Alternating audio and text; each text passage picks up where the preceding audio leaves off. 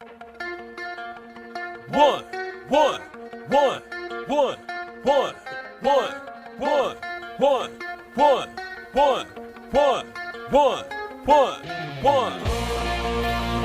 Welcome to the one-on-one. When it comes to ratings, man, we number one. I get the truth, then I give them the scoop. If anybody got a question, I give them the proof. Welcome to the one-on-one.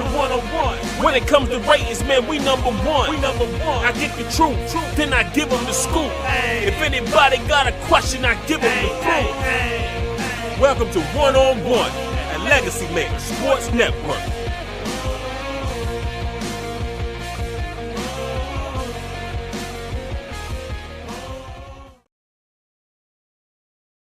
Well, welcome, ladies and gentlemen, episode 148 of One-on-One here on the Legacy Maker Sports Network, and of course, airing on the amazing Bowie Television. Look, we're ready to bring you our latest episode here of One-on-One and give you these NFL power rankings and kind of find out where everybody is and where they're kind of set up and all that fun stuff. This one's gonna be a quick one. Like I said, no pun intended. But we got a quick one today because your boy has to hit the road. This one is being aired early here in the morning, or this one is being recorded in the morning. This will air a little bit later on this evening around 6 o'clock, of course, on Bowie Television and on the Legacy Maker Sports Network. But I'm going to not drag it because we have to, your boy got to get ready to hit the road. That's just what it is. So let's go ahead and get started with the bottom.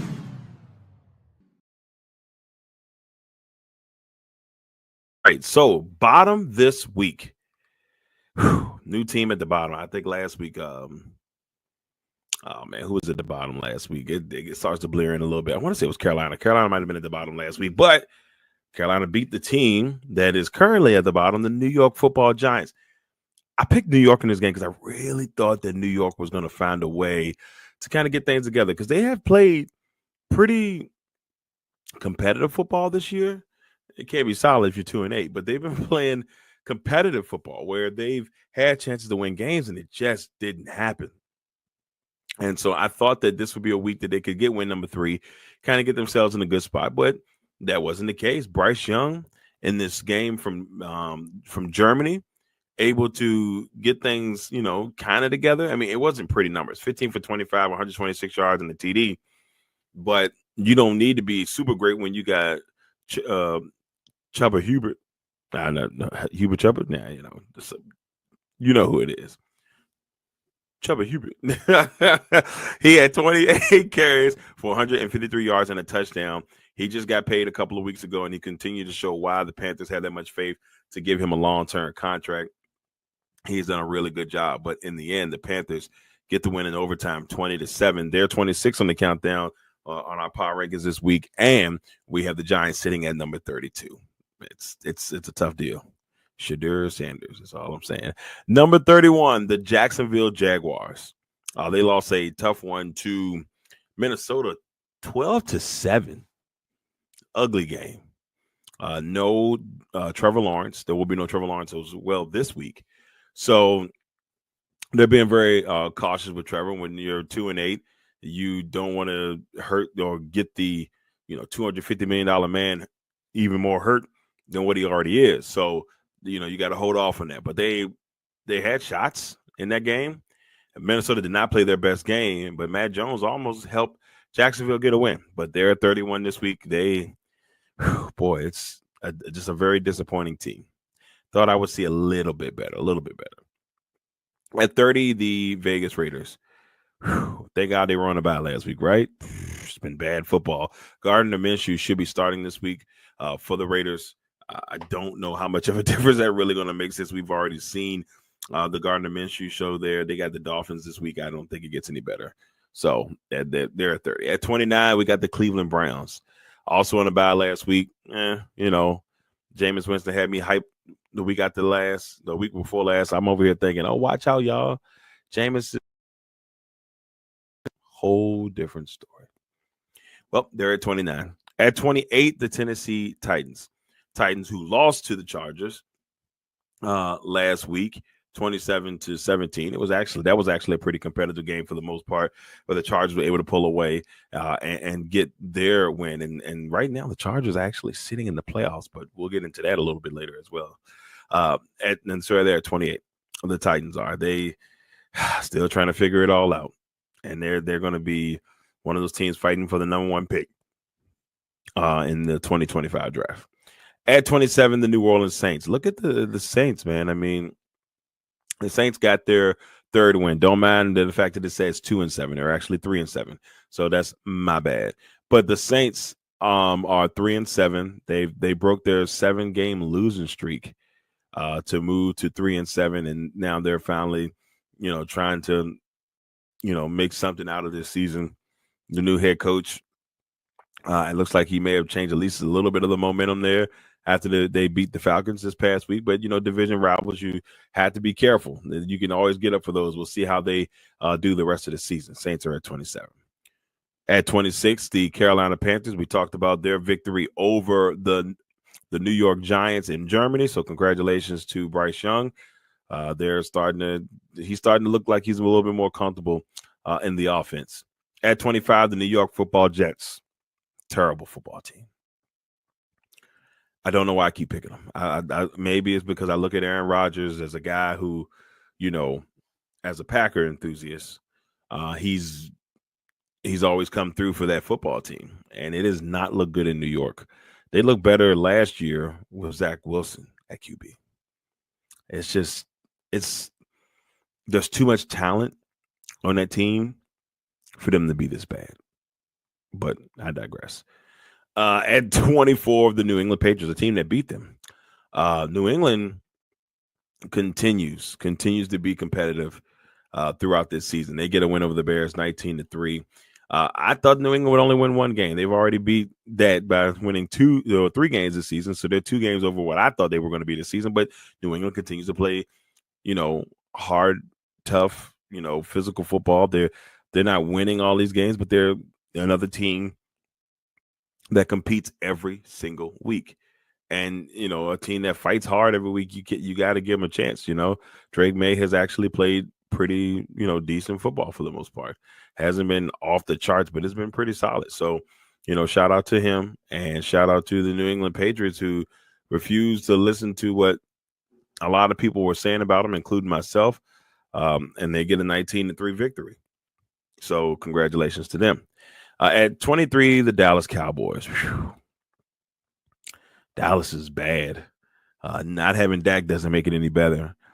And I think if you're Dallas and you're Jerry Jones, are you starting to have buyer's remorse? I mean, you just spent all that money on Dak and on CD, and this year has been a total disaster. The Mike McCarthy era looks like it's going to be over. We're looking at probably a new head coach here. I don't know where they go that route. But, I mean, to be honest with you, if you're Mike McCarthy, it's a bad situation. He went into this season knowing what was on the line, but I don't think he really had any real chance to succeed this season, and it shows. And we'll just see after the contract ends up. I don't think they just won't renew it or all that fun stuff, and then we'll see a new head coach in Dallas next season. That's my opinion. They're at 23. At 22, the Miami Dolphins, still with a chance to make the playoffs. The Dolphins are still in the mix. 3-6, but you got your QB back. They're starting to play better football. Watch out for Miami. They could sneak in. I don't know if they're going to do anything with it, but they could sneak in. Watch out for the Dolphins. At 21, the Indianapolis Colts, another team that's just like, I don't know what they got going on. They lose 30-20 to the Bills. They started Joe Flacco. They had benched Anthony Richardson, and now they bring Anthony Richardson back in. I don't know what the deal is in the NFL right now. You bring in these rookie quarterbacks, you put them in tough positions, most of them, not all. There are some exceptions to the rule. You bring them in, they struggle really bad. You bring in the veteran quarterback that plays a little bit better, and then you go right back to the guy. Hey, let these guys sit. Let these young quarterbacks that, are struggling, let them sit. Let them learn. Let them get better. We'll see if Anthony Richardson can bounce back this week. After, being benched and, being ridiculed for tapping out of a football game. So it's going to be a lot on his hands on this upcoming week. All right, here are the bottom participants for week number 11. We've got the Giants, the Jaguars, the Raiders, the Browns, the Titans, the Saints, Panthers, Jets, Patriots, Cowboys, Dolphins, and the Indianapolis Colts. Boy, oh boy, man, I didn't expect the bottom to be so rough, but that's what it has been. But now we will get into the outside looking in. Let's see who's knocking on the door of the top 10. At number 20, the Tampa Bay Buccaneers. They, in my opinion, would probably be higher on this list if they were fully healthy. And unfortunately, they're beat up. I'm surprised they didn't make a move at the trade deadline for a receiver. Mike Evans is still, they're still trying to figure out that situation, with him being hurt. Godwin's out for the year. He's a free agent next year. So I was kind of surprised they didn't maybe reach out. They may have reached out to some teams, but at least I didn't hear about them making moves to try to get a little bit better at receiver. So the Buccaneers are at 20. At 19, a team that a lot of people see that are way better than what they're playing right now, Cincinnati Bengals, 4-6. Joe Burrow is obviously an elite quarterback in this league, but it's not looking that way right now because of the way that the team has played overall. This is another team that should not be as, look the way they've looked. So that's something that's got to be fixed. I mean, Cincinnati fans have to be up in arms. I mean, I got a chance to see this team play this year in person and see Joe Cool live, and they didn't do well playing defense. I can tell you that much in that game, and the Commanders had that one in hand. So we'll see if they can figure it out. The Bengals are at 19. At 18, the Chicago Bears, another team that's just, they've got 4 wins, but it looks ugly. It's just not pretty. After the Hail Mary loss to the Commanders, it's been a disaster since then. Losing to the division leading Cardinals and then losing to the Patriots last week. I don't know what the deal is with Chicago, but they better figure it out real soon. The Bears are at 18. Oh, firing their offensive coordinator. I don't know if that's going to be enough, but they're going to have to figure it out. They got the Packers this week. At 17, you got the Seattle Seahawks. Seattle's another team that's still, it's been weird. Now they had a bye last week, but they're a team that's at 4-5 and still have a chance to win the division. That division is going to be tight, real tight. I mean, it's just, the 49ers, all of them are in the outside looking in. The Cardinals are ahead here, as you can see, but they're all on the outside looking in, trying to figure out what's next. So I don't know, but Seattle, I feel like this division can go any way. It depends on who will be playing hot down the stretch. Seahawks are at 17. Speaking of this division, Los Angeles Rams losing on Monday Night Football to the Dolphins, 23-15. And this is, like I said, once again, a team that has talent, that can do some things. Who knows? Could sneak in the playoffs, could win the division. It's all about who's going to get hot here in this division. They're at 16, and I'm intrigued to see where it goes from there. Their injuries are coming back. I think they'll have Williams on the offensive line back, and Avila should be coming back here soon. So I'm very interested to see how much that will help that Rams team. At 15, the Broncos. The Broncos are the only 5-5 team in the league, playing well above their means. If you look at their roster talent-wise, you'll be like, okay, obviously all players in the NFL are talented, but the names don't pop at you. And they've played solid football. They played really solid football this year, and they have battled in pretty much every game that they've been in. They almost beat the Chiefs. They almost beat the world champs. They were that close, and it just didn't happen after that blocked field goal. But they're at 15. At 14, the San Francisco 49ers. The 49ers win 23-20 over the Bucs, a Bucs team that is trying to figure it all out with all the injuries. The 49ers are starting to get healthy. So we'll see how much of a change that will come for the 49ers as they continue to get healthy. They're at 14. At 13, the Houston Texans. This team's in a little bit of trouble. They lose Stephon Diggs after, bringing him in to be, to pretty much be their guy at receiver along with Dell and Nico Collins. Well, they've been without Nico for a while. He's still hurt. And then you have Stephon Diggs going down and down to an injury, and he's on IR. They're still a good football team, but they desperately need some help at the wide receiver position. Tank Dell cannot do it all by himself. They're at 13. At 12, the Atlanta Falcons. They might as well deserve maybe to be lower on this list. Losing to the Saints is a little bit devastating. But I still think this Falcons team is better than what most people may think. And if they can just get it together, they're a very young team minus Kurt. This is another team that has a lot of good talent, and it's just not clicking. Maybe the way it probably could be. Yes, they got 6 wins, but I feel like it could be better. Falcons are at 14. At 11, the Arizona Cardinals, the leaders of the NFC West, and are hoping to maybe knock themselves into the top 10 this week coming up. So here it is, outside looking in. Bucks, Bengals, Bears, Seahawks, Rams, Broncos, 49ers, Texans, Falcons, and the Arizona Cardinals are at the top of the outside looking in.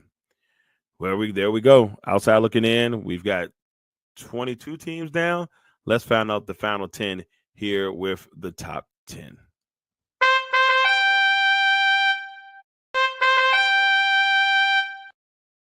All right, top 10. At number 10, the San Diego /LA Chargers, 6-3.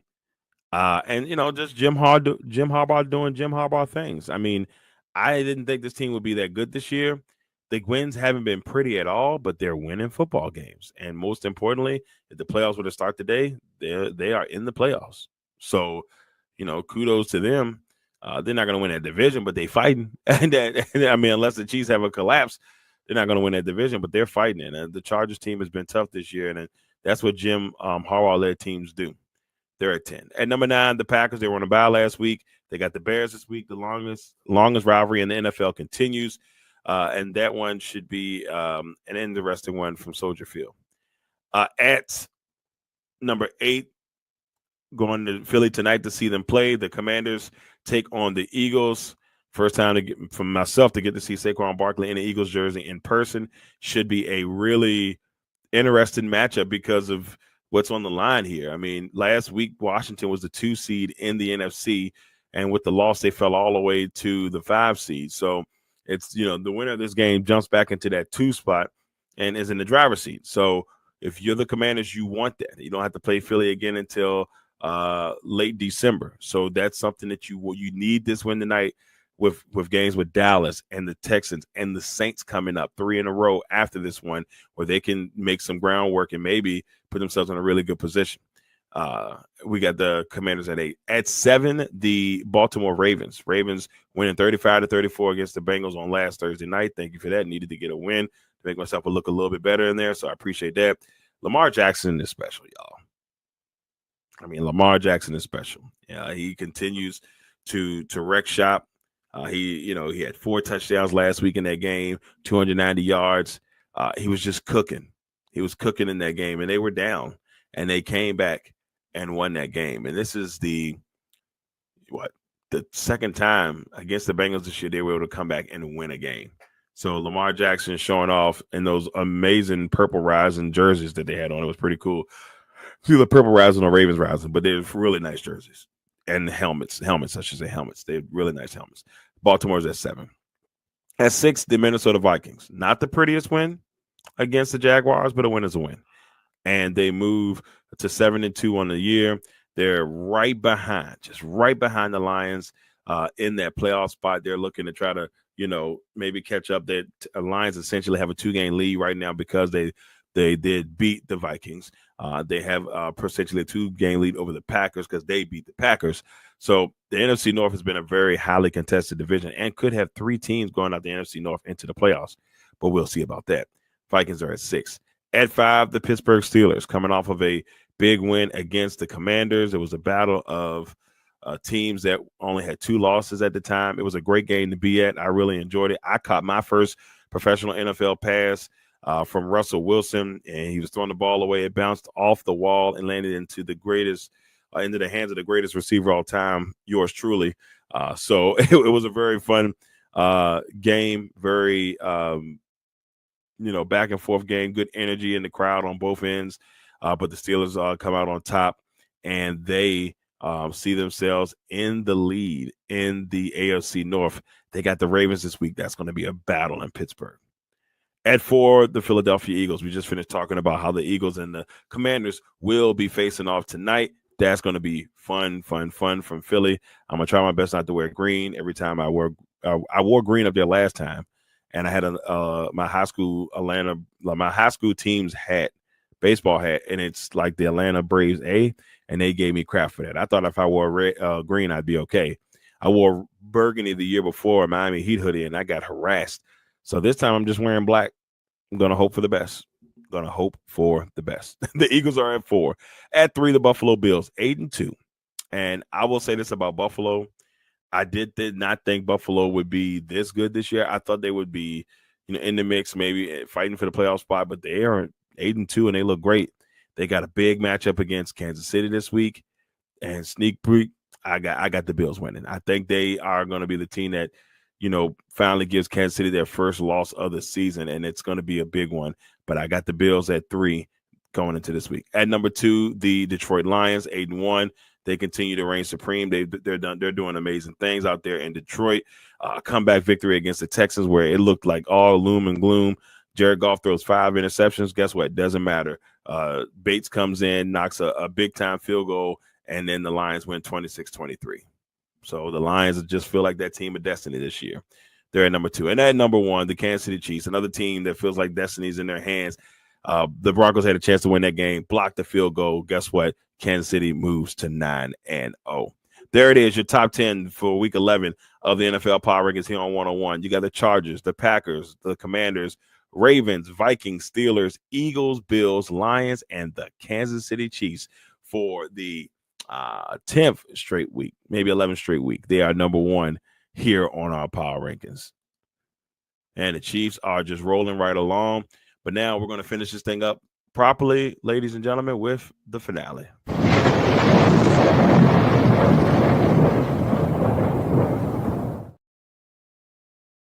All right, finale. Let's go ahead and get into our Kings of the Gridiron for week number 10.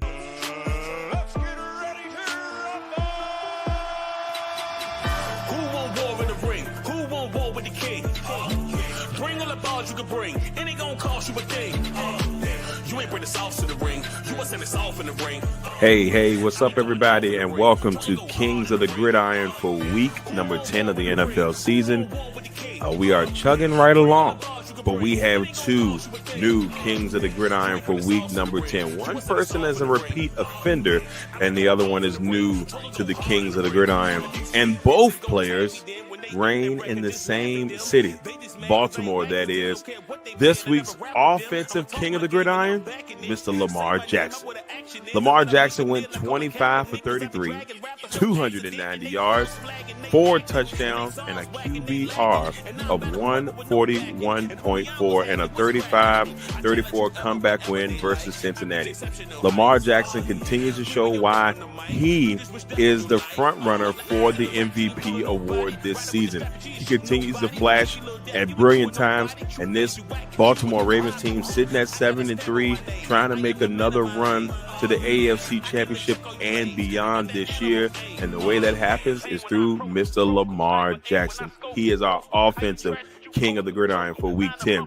Then we head to the defensive side. His teammate, Mr. Nande Matabike, 5 tackles, 3 sacks, and a forced fumble in the game versus Cincinnati. This dynamic duo did what they needed to do to help Baltimore get the win and help Baltimore move to 7-3 and help this Ravens team keep their nice spot in the AFC playoffs. But they still got visions ahead of moving to the top of that list once again like they were last year. So there it is, our players of the week for week 10, our Kings of the Gridiron. On the offensive side, Lamar Jackson, 25 for 33, 290 yards, 4 touchdowns, and a QBR of 141.4. 1.4, and Nande Madubuike with 5 tackles, 3 sacks, and a forced fumble, both helping their Ravens team get a 35-34 victory over Cincinnati.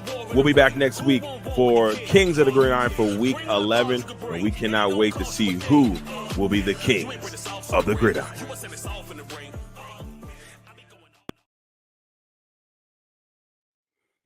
All right, there it is. Kings of the Gridiron for Week 10.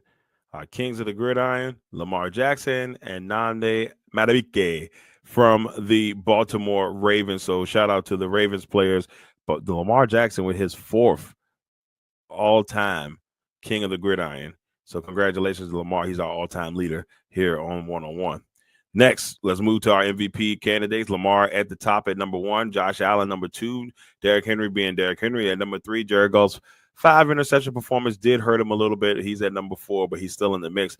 And then Jaden Daniels, even despite the loss, that Commanders team still is playing out of this world based off of where they've been in the past. Now let's look at where the playoffs that they started today, where people would go. In the AFC, the Kansas City Chiefs would have the bye. The number 2 seed Buffalo Bills would take on the number 7 seed Denver Broncos. The number 3 seed Pittsburgh Steelers would take on the number 6 seed San Diego Chargers. That's right. I'm not going to call them LA. San Diego Chargers. The number 4 seed Houston Texans would take on the number 5 seed Baltimore Ravens. In the NFC, the Detroit Lions, the number 1 seed. The number 2 seed Philadelphia Eagles would take on the number 7 seed Green Bay Packers in a rematch of Week 1. The number 3 seed would take the number 3 Atlanta Falcons. Number 3 seed, the Atlanta Falcons, if I can get the words out, would take on the number 6 seed, the Washington Commanders. All right, so we are back. And sorry, we had a little bit of problems here and a little bit of dysfunction, but hopefully it looks like we might be back in the right spot. So now, what I was saying before everything went a little kookanutty, let's get back into it. So if the playoffs started today, that's where we would stand right now. The Lions and the Chiefs being at the top of the heap in the AFC and in the NFC. Now, switching over to see where your boy would stand if the playoffs or in the power rankings right now, 88-64 on the season. I went 8-6 the week before, 7-7 last week. It's not going the way I would like it. I really need a couple of strong weeks with 4 weeks to go. If I want a chance to make the playoffs, it's going to have to happen now. Now, my prediction for tonight's game, I've got the Eagles winning this one 23-20. It's a weird one, but the last couple of matchups that these two teams have had, except for the last 2 in Philly, the first one went to Washington and they knocked off Philly and had them lose their first game of the season. And then last year, Philly would get the win and a tight one. And so right now, I don't know how to feel, but I got a feeling that Philadelphia pulls it off. It's going to be a tight one from Lincoln Financial. And here are my winners for Week 11. We've got the Eagles, the Packers, the Ravens, the Lions, the Rams, the Saints, the Jets, the Vikings, the Dolphins, Falcons, 49ers, Bills, Chargers, and the Houston Texans. All right, everybody, that is it for episode 148 here of 101. It's been a crazy cookie morning, but that's what I get for trying to do this early in the morning. But like I said, I had to get it out before I hit the road, y'all. But thank you all for tuning in for another episode of 101 here on the Legacy Maker Sports Network and Bowie Television. We'll be back next week for our Week 12 show and give you all of the good stuff from that episode, and hopefully you guys will enjoy it. You guys enjoy the rest of your weekend. Enjoy some football, and make sure you watch some college. If you still got high school playoffs, get into that. And, of course, watch some great NFL action. I'm your man, Darrell Owens. We'll see you all next time on 1-on-1. 1, 1, 1, 1, 1, 1, 1, 1, 1, 1, 1, 1, 1. Welcome to the 101. When it comes to ratings, man, we number one. I get the truth, then I give them the scoop. If anybody got a question, I give them the proof.